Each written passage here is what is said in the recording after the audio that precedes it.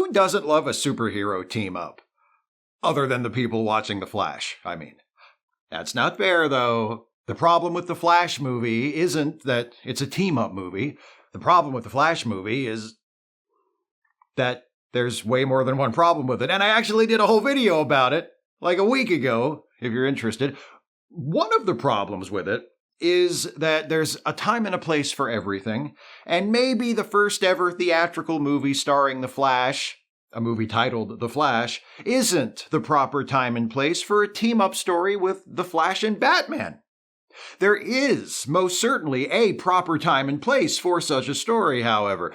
Though The Flash's team-ups and ongoing friendly competition with Superman may be better known, the Scarlet Speedster has also occasionally joined forces with Batman, and this being a video in my Best Batman Ever series and all, I thought I'd tell you about a few such stories. In the next video in my Best Superman Ever series, which is just like this one, only it's about Superman, I'll talk about some of the famous team-ups between Superman and the Flash, including some of the times they've raced each other.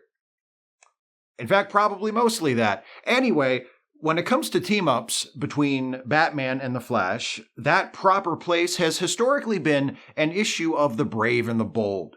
This has been one of the premier team-up titles of DC Comics since the dawn of the Silver Age in the mid-1950s. It's been canceled and revived a few times, but the original and best-known version lasted until 1983 and ran for 200 issues. More than half of those 200 issues were written by Bob Haney, a writer from Philadelphia who began writing comics in the late 1940s, came to DC in 1955, where he started out writing war comics in titles like All-American Men of War and Our Army at War, and made his first contribution to The Brave and the Bold in issue number 4 with a story titled The Whirling Warriors, an adventure of the Viking Prince, everybody's favorite.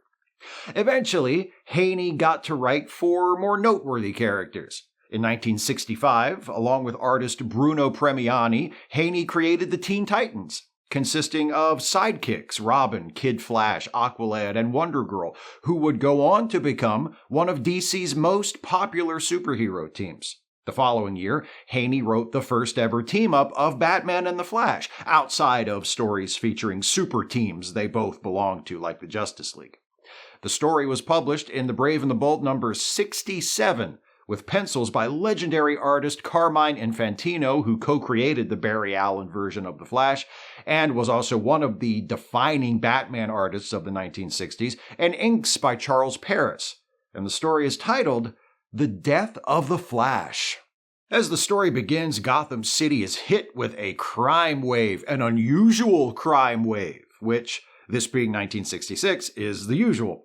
We're shown a series of daring robberies, a valuable manuscript stolen from an auction, the money from a casino charity fundraiser vacuumed right off the table, the key to the city snatched right out of the mayor's hands during a presentation ceremony. How are these brazen burglars able to do this? They all have super speed. The first one outruns the Batmobile. The second one is also able to evade Batman, even though the Cape Crusader gives chase on the dreaded Whirly Bat. The third uses the friction from his super feet to create a smoke cloud that blinds Batman, who is in hot pursuit using a jetpack. Seemingly helpless to stop these sneaker-wearing speedster thieves, Batman seeks the help of the Scarlet Speedster himself, the Flash. But Flash is having problems of his own in Central City. He captures a gang of crooks, but finds himself exhausted from the effort. He goes to a doctor, apparently entering the first random doctor's office he passes after staggering down the street, and gets the bad news. Something has gone wrong with his super speed. The use of his superpowers is wearing down his body. If he continues to run at super speed, he'll die. Not long after his dismal diagnosis, Flash, in his civilian identity as Barry Allen, gets a call from Batman to come help out with the gang of sneaker-shod thieves. Barry is reluctant, what with having just learned that using his powers is killing him and all, but he feels duty-bound as a member of the Justice League and as Batman's friend to help out.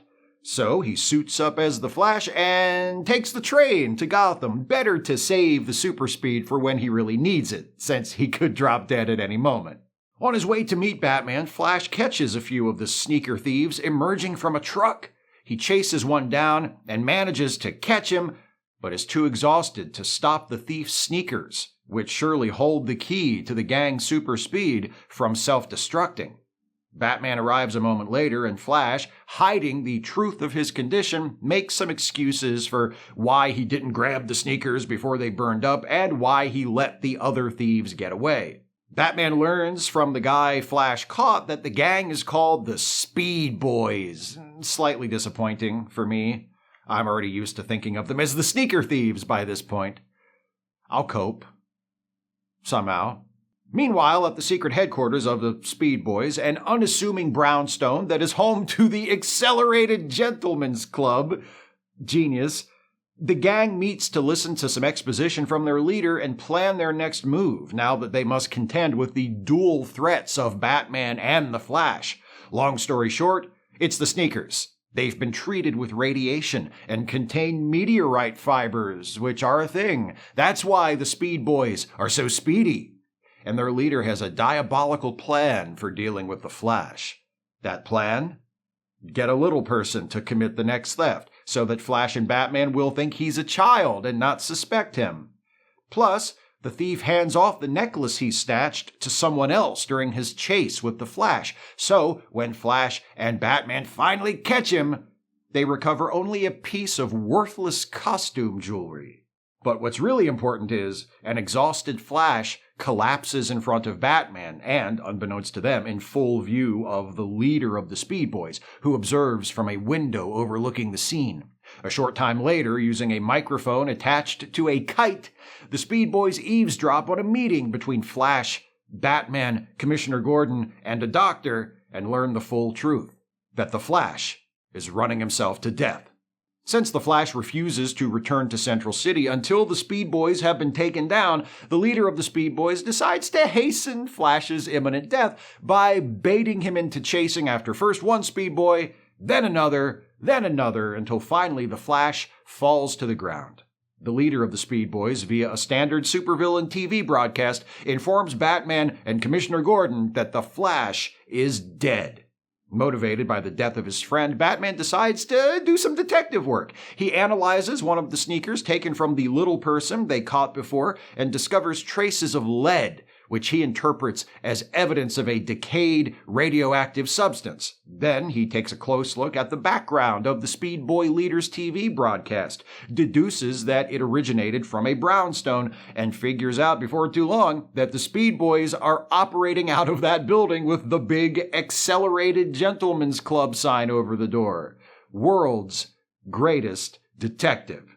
Batman drops in through the chimney, interrupting the party the gang is throwing to celebrate the death of the Flash, thwarts their super speed by squirting oil all over the floor, and ties the Speed Boys up with a bat rope before they can get away. Only the leader of the Speed Boys manages to escape, but as he races down the sidewalk, he finds himself chased by a surprising pursuer, the Flash. Far from dead, the Flash is faster than ever. He runs down the lead Speed Boy with no trouble at all, racing ahead and tripping him into a fountain. When a surprised Batman and Commissioner Gordon ask what happened to the whole being dead thing, Flash is like, I don't know. I woke up in the basement of the Accelerated Gentlemen's Club next to some of those radioactive sneakers. Batman's like, aha, that must have been it. The radiation from the sneakers cured you of whatever was wrong with you.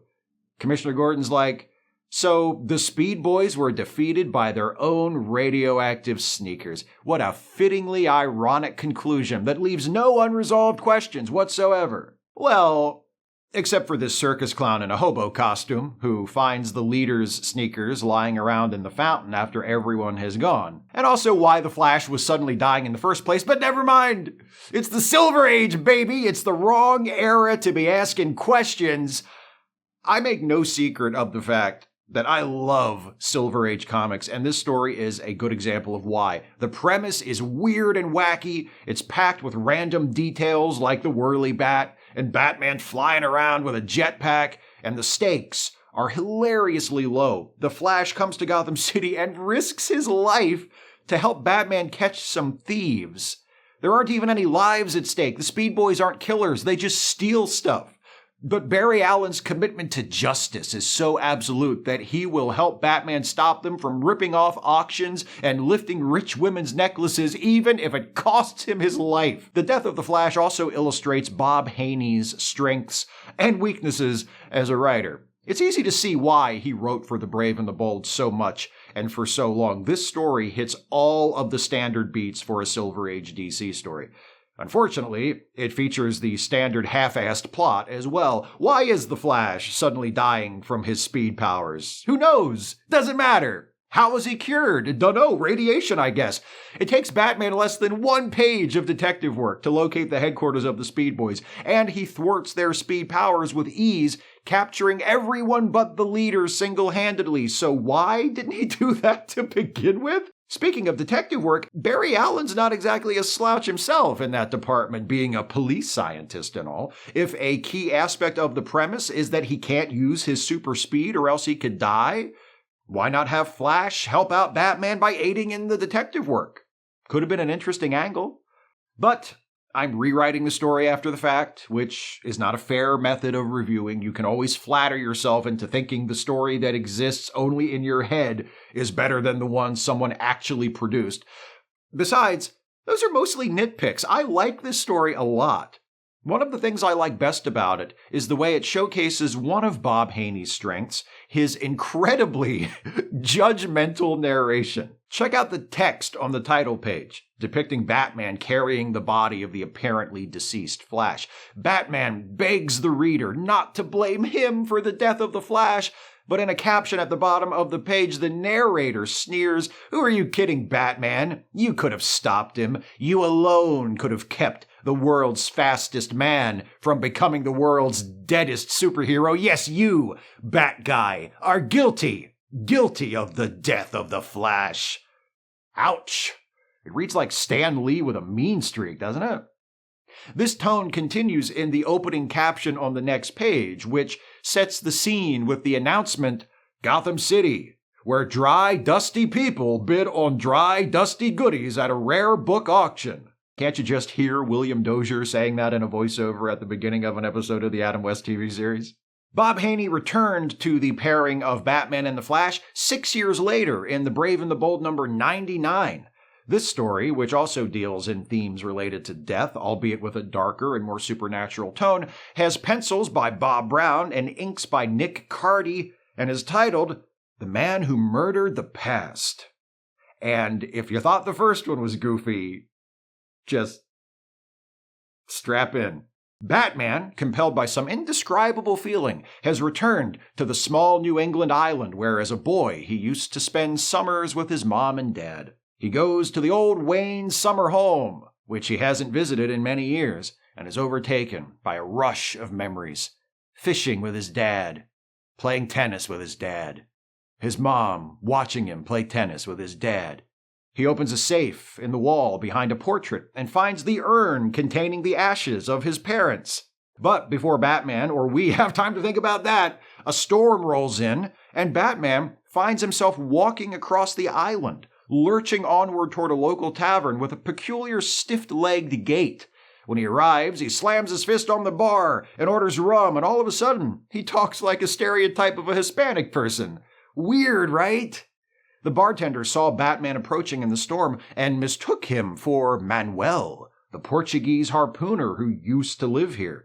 He even walks like he's got old Manuel's wooden leg. But that's impossible. Manuel's been dead for 50 years. He died in a storm, on a night just like tonight. It was the worst accident I ever seen.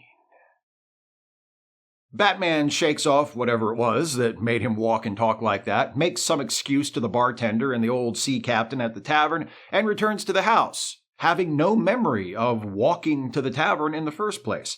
That night, he has a dream that his parents are standing at the foot of his bed. The next day, he begins walking with that odd limp again. He randomly grabs a harpoon and whips it through a sign. One of the locals exclaims how no one's thrown a harpoon like that since old Manuel.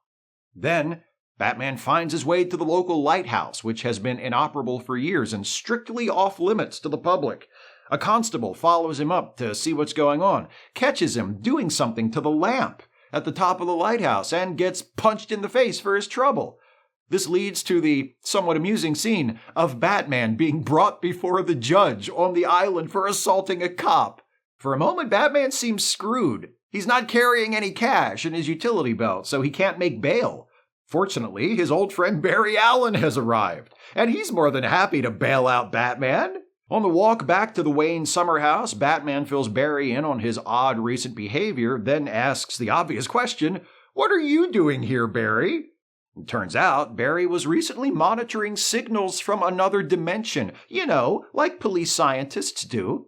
And he traced the signals to the point where they converge, which just so happens to be on this island in the Wayne summer house. Well, don't that just beat all? Batman says, "I'm glad you're here, Barry. I'm worried about these episodes where I've been possessed by the spirit of a dead Portuguese whaler. Say, do you think that and these strange signals from another world you found that are centralized in my house could be connected?" World's greatest detective.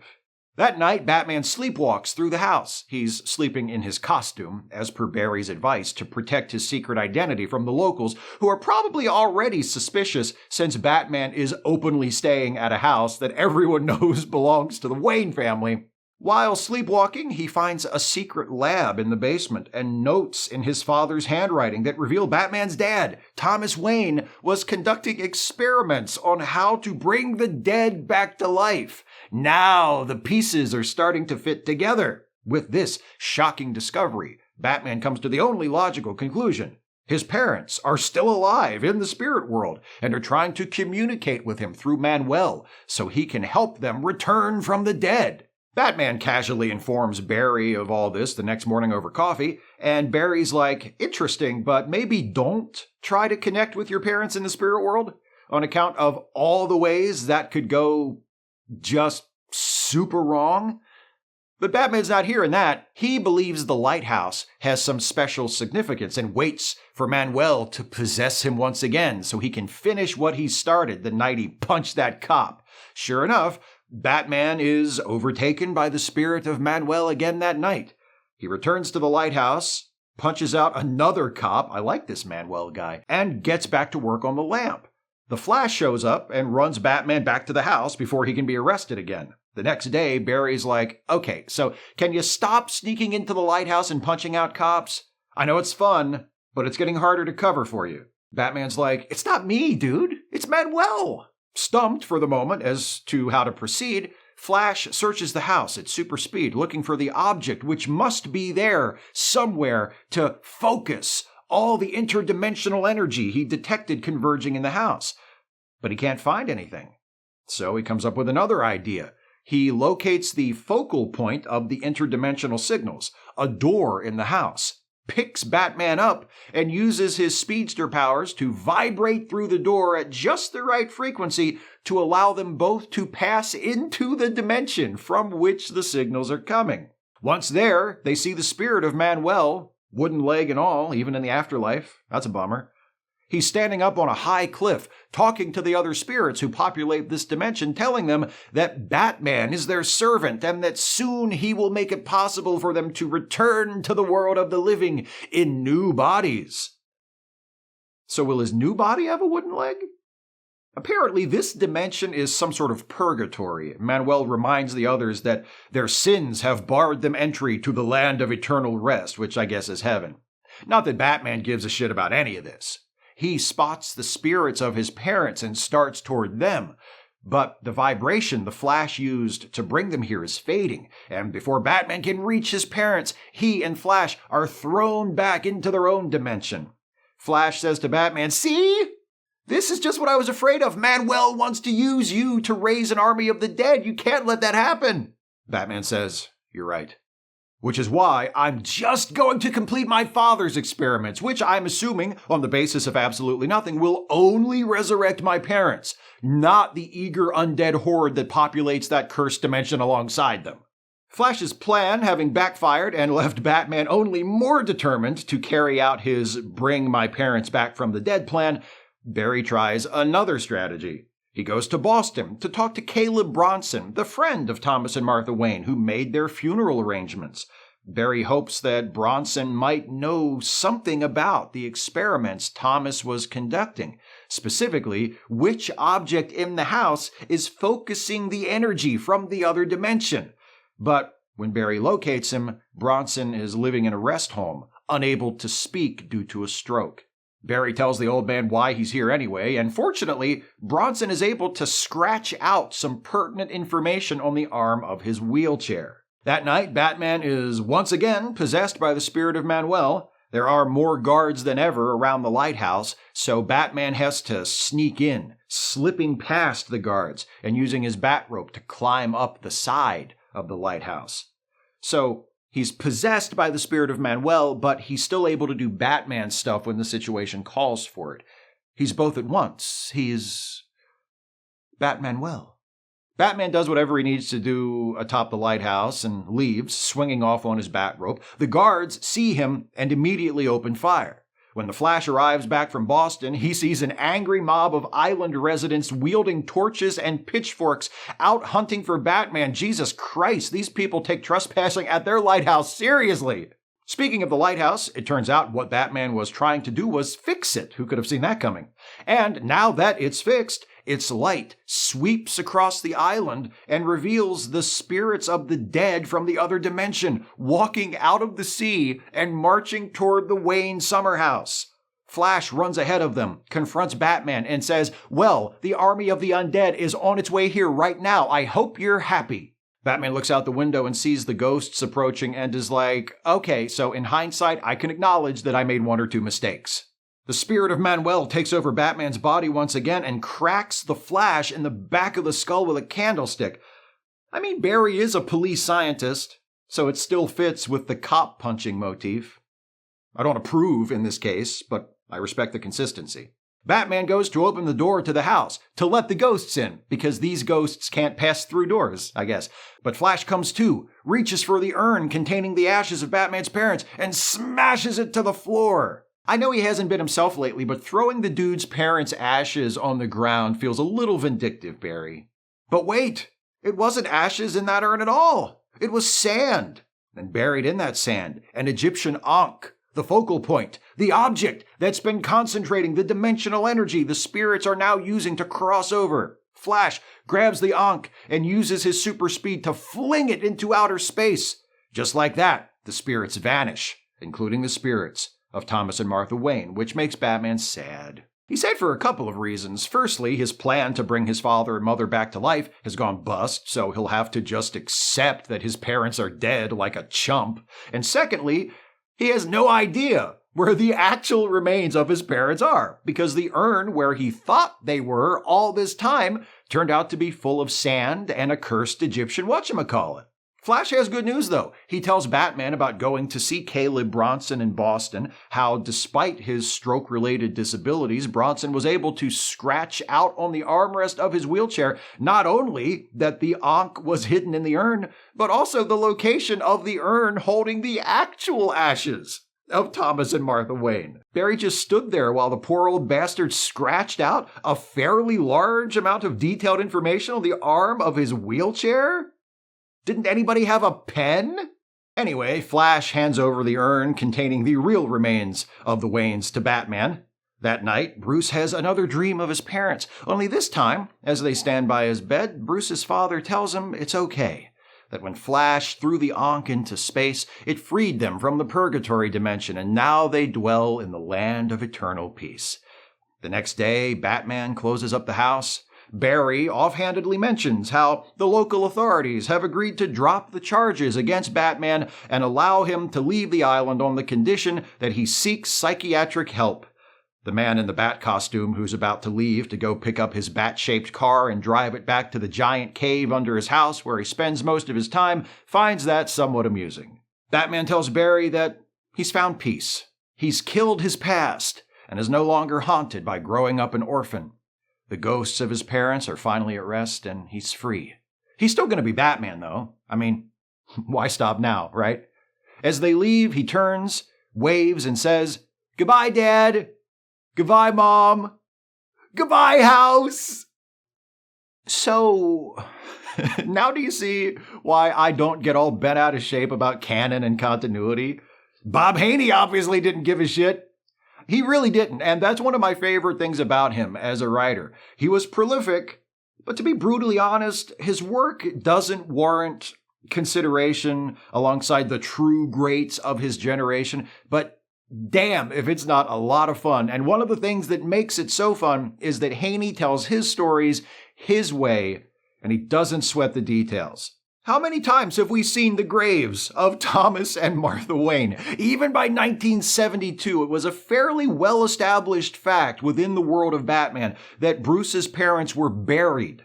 Maybe in a cemetery, maybe on the grounds of Wayne Manor, but definitely buried in coffins 6 feet under the ground, not cremated and kept in an urn at their vacation home on Martha's Vineyard or wherever it is. But Haney had an idea.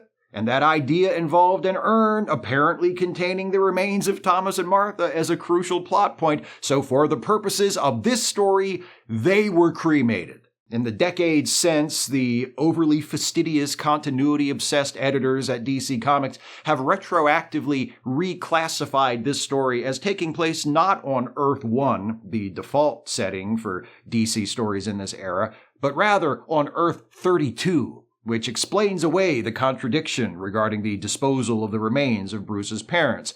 But I'm pretty sure Bob Haney wasn't worried about that when he wrote the story. And I often wish his untroubled attitude toward long-term internal consistency was shared by more people at DC, because the last few decades especially have demonstrated fairly emphatically that fussy continuity-obsessed editors breed fussy continuity-obsessed fans. And in the world of superhero and sci-fi fantasy fandom, those kinds of fans are frequently the reason why we can't have nice things. By the way, a few years after The Man Who Murdered the Past was published, Bob Haney wrote a story for World's Finest Comics that revealed Bruce Wayne had a long-lost older brother, Thomas Wayne Jr., who was institutionalized as a child and grew up to become an assassin. Bob Haney did not give a shit. I may not respect every creative choice he made, and he made some doozies, as you could probably tell, but I will always respect the fact that he didn't allow reverence for canon to stop him from making them. Bob Haney died in 2004. I'm an atheist, but if it turns out I'm wrong and there is an afterlife waiting for us, I hope Bob is enjoying himself in the land of eternal rest. Or eternal peace, whatever it's called. If you're looking for a Batman-Flash team-up that takes advantage of the opportunities created by the combination of both characters, the first story I described, The Death of the Flash, is probably a safer bet. Its justification for the Flash's presence in the story is flimsy, but logical. Batman faces a gang of criminals with super speed, so he calls the fastest guy he knows. Flash's participation in The Man Who Murdered the Past feels a lot more random. And there's nothing in the story, narratively or thematically, that demands his specific presence. But thanks to the solid art by Carmine Infantino and Bob Brown, respectively, and the unhinged imagination of Bob Haney, both stories are entertaining reads and good examples of what makes the late Silver Age and early Bronze Age of superhero comics so much fun. Batman's lucky to have a friend like the Flash who can race to his rescue to assist him in rounding up a gang of speedster thieves or prevent him from unleashing an army of the damned upon the earth. Everyone needs a hand sometimes, and there's no shame in asking a friend for help, no matter who you are, even if you happen to be a particularly preposterous specimen of the best Batman ever.